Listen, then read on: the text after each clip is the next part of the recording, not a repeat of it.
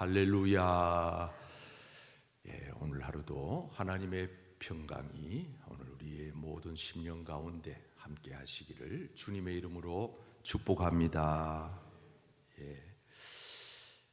이제 한 가지 기도 부탁을 드리면, 내일은 새벽 기도가 없기 때문에 오늘 꼭 한번 기도해 주시기를 부탁을 드립니다. 내일 우리 선교지 순례라고 하는 제목으로 많은 분들이 가세요. 차량도 많이 가고 오고. 그러니까 가실 분들은 7시 40분까지 이 자리로 오셔야 되고, 출발은 각 차량별로 8시에 출발을 해서 한 2시간 남짓 여수까지, 목적지까지 가야 하고, 또 거기서 순례를 마치고 식사하고 다시 돌아와야 되는 이런 일정입니다. 그래서 첫째는 많은 분들이 가기 때문에 안전해야 되겠다. 둘째는 가며 오며 우리 모두가 함께 교제하는 가운데 즐겁게 가야 되겠다. 그리고 마지막 하나는 우리가 어디에 세상 사람들이 단풍놀이 가듯이 그런 놀이만 아니고, 이거는 순교지를 견학하는, 탐방하는 이런 뜻깊은 시간이니까 큰 은혜를 받고 와야 되겠다. 가서 많은 은혜를 받고. 그래서 여러분들이 오늘 예배 마치거든 한 30초면 되거든요. 하나님 안전하게 다녀오게 해주세요. 은혜롭게 해주세요. 그리고 즐겁게 해주세요. 이렇게 또 앞에서 이끄시는 분들 노고가 많습니다. 얼마나 신경 쓸 게 많겠어요. 그러니까 기도를 꼭 30초, 1분도 아니고 30초 꼭 기도를 부탁을 드립니다. 오늘 고린도 후서 5장은 시작을 이렇게 합니다. 너희가 땅에 속했지만은 땅에 사는 사람이 아니다. 영원한 하나님 나라에 가서 살 사람들이다. 이렇게 얘기를 해요. 5장 1절 말씀을 같이 읽어보겠습니다. 시작. 만일 땅에 있는 우리의 장막집이 무너지면 하나님께서 지으신 집 곧 손으로 지은 것이 아니요 하늘에 있는 영원한 집이 우리에게 있는 줄 아느리라. 여기 보면 대조적으로 써놓고 있잖아요. 땅에 있는 장막집, 그 다음에 하늘에 있는 영원한 집, 이렇게 대조가 되지 않습니까? 땅에 있는 장막집, 이걸 뭔 얘기를 하고자 함입니까? 사도 바울은 부활에 대한 확신이 있던 분이에요. 그리고 그는 한평생 천국에 대한 소망을 잃고 살아본 적이 없어요. 이 두 가지가 굉장히 중요한 겁니다. 부활의 확신과 영원한 하나님 나라에 대한 소망.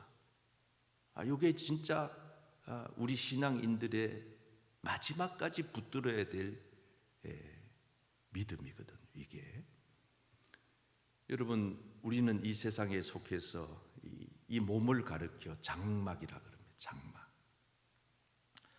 우리가 장막 그러면은 텐트 생각이 나잖아요. 텐트, 이렇게 임시 거처, 이런 거, 이거 별거 아니거든요. 사실은 이제 우리도 언젠가는 다 이 장막집이 다 사그라들고 이제 점점 노쇠하고 이제 여러 고장난 부분들도 많아지고 무너집니다. 결국 이렇게 아름답고 귀중한 성전도 이게 어떻게 1000년 가겠어요? 100년 가겠어요? 여러분, 이 성전도 언젠가는 다 허물어집니다. 이 사람의 몸도 마찬가지에 다 무너집니다. 이제 우리한테는 다시 이걸 지어가지고 재건축할 수 있는 기회가 없어요. 사람의 몸은 그냥 그저 한번 그걸로 끝나는 겁니다. 이제 우리는 점점 무너질 일만 남아있는 거예요. 그래서 우리는 이 무너지는 육신의 장막집에다가 너무 많은 것을 골몰하고 살면 안 돼요. 우리가 마음에 품고 살아야 될 것은 무너지지 않는 집, 하나님께서 지으신 영원한 하늘나라 저 천국의 소망을 가지고 오늘을 살아가야 할 줄 믿습니다. 이걸 가르쳐 믿음이라 그래요. 그래서 오늘 본문 7절에 보면은 이렇게 말합니다. 이는 시작, 이는 우리가 믿음으로 행하고 보는 것으로 행하지 아니하요. 믿음으로 행하고. 여러분, 믿음으로 산다는 것은 참 어떻게 보면 믿음 없는 사람들이 보면은 얼마나 그게 바보스럽고 어리석어 보이는지 몰라요. 아니, 생각을 해보세요. 여러분, 하나님의 아들이신 예수님이 십자가에서 죽어가는 그 모습을 보면서 믿음 없는 사람의 눈으로 예수님의 십자가 죽음을 바라보면은요, 그거는 어리석기 짝이 없고 그거는 바보스럽기 짝이 없는 일이잖아요. 그러나 하나님은 그렇게 말하지 않아요. 내가 전도에 미련한 것들로, 이 십자가에 죽는 예수 그리스도의 이 죽음의 이 어리석은 것들로 너희를 구원하려 한다고 말하고 있습니다. 믿음이 없는 사람들이 볼 때는 우리가 이 새벽에 와서 지금 이게 정상적으로 안 보이는 거죠. 우리는 믿음으로 살기 때문에 보는 것으로만 사는 게 아니고 보이지 않는 영원한 하나님 나라의 소망을 두고 부활의 확신을 가지고 살아가기 때문에 오늘 저와 여러분들이 믿음으로 끝까지 살다가 승리하시기를 바랍니다. 믿음으로 산다는 것은요, 대단한 거예요. 우리는 결국 하나님의 심판대 앞에 설 겁니다. 이게 믿음이에요. 나는 하나님 앞에 선다. 오늘 본문 10절 말씀해 보십시오. 이는 우리가 시작, 이는 우리가 다 반드시 그리스도의 심판대 앞에 나타나게 되어 각각 선악간에 그 몸으로 행한 것을 따라 받으려 함이라. 다 심판대 앞에서. 심판이 없으면, 하나님이 안 계시면 우리가 이렇게 살 필요가 없는 거예요. 우리는 믿음으로 이미 눈을 떠버렸어요. 아니, 이 사실을 알게 돼버렸어요. 천국이 있다는 그 사실을 알게 돼버려. 하나님이 심판한다는 사실을 알게 돼버렸어요. 이거는 육으로 아는 게 아니에요. 하나님의 성령으로 말미암아 알게 돼버렸어요. 그래서 이를 가르쳐서 기독교에서는 새로운 존재다, 새 피조물이다, 새로운 사람이다, 이렇게 얘기를 해요. 그래서 오늘 우리가 잘 아는 대로 17절 말씀에 유명한 말씀이 있잖아요. 그런즉 누구든지, 시작, 그런즉 누구든지 그리스도 안에 있으면 새로운 피조물이라. 이전 것은 지나갔으니 보라 새 것이 되리라. 여러분, 믿음 안에 살면 다 새로운 피조물인 줄 믿습니다. 믿음 안에 살아야 돼요. 믿음 안에 산다는 말은 그리스도 안에 산다는 뜻이고, 그리스도 안에 산다는 것은 부활에 대한 확신과 천국에 대한 소망을 가지고 하나님의 심판대 앞에 설 것을 믿고 사는 사람들을 우리는 새 사람, 새 피조물, 새로운 우리의 삶을 그렇게 표현하는 겁니다. 여러분, 우리가 이 사실을 알게 돼 버렸어요. 아직도 세상에는 이 사실을 몰라서 육으로만 사는 사람들이 너무 많아요. 육으로 살다가 육으로 끝나면 끝이라고 생각하는 불쌍한 사람들이 너무 많단 말이에요. 그럼 우리가 어떻게 해야 되겠느냐? 우리는 이 사실을 안 사람들이에요. 우리의 육안으로는 보이지 않지만 영안으로는 영원한 하나님 나라가 보여지고 하나님의 심판대가 믿어지고 예수 그리스도가 날 위해 십자가에서 죽었다는 사실을 한치도 의심 없이 우리는 믿어져 버리게 됐어요. 이게 하나님의 은혜인 줄 믿습니다. 억지로 강요해서 되는 게 아니에요. 새벽기도 억지로 나오라고 해서 되는 게 아니에요. 나오게 이끌리는 거예요. 성령께서 이끌어가는 거예요. 하나님께서 저와 여러분들을 저 영원한 천국에까지 책임지고 인도해 주실 줄 믿습니다. 자, 그러면은 우리만 이래 살면 되겠느냐 하는 것입니다. 안 되지요. 왜? 우리들어 너가 먼저 눈 떴으니, 너가 먼저 새로운 세계를 보게 되었으니, 하나님을 믿게 되고 심판을 믿게 되고 천국을 알게 됐으니 모르는 사람들에게 그걸 네가 어떤 식으로든지 알려줘야 되지 않겠느냐. 그래서 우리 예수 믿는 거듭난 하나님의 자녀들에게는 중차대한 사명이 부여된 겁니다. 우리도 돈 벌어야 돼요. 우리도 직장 생활 해야 돼요. 우리도 가정 생활이 있어요. 자녀 뒷바라지 해야 돼요. 건강 관리해야 돼요. 약도 먹어야 돼요. 모든 세상에 이 인간 관계를 맺고 살아야 되지만 우리에게는 남다른 사명을 주셨는데 그게 뭐냐? 하나님 나라의 비밀을 모르는 사람들에게 알리는 역할을 하라는 겁니다. 그래서 오늘 말씀 중요한 직분을 주셨다고 말하고 있습니다. 18절에 모든 것이 시작 모든 것이 하나님께로서 났으며 그가 그리스도로 말미암아 우리를 자기와 화목하게 하시고 또 우리에게 화목하게 하는 직분이에요.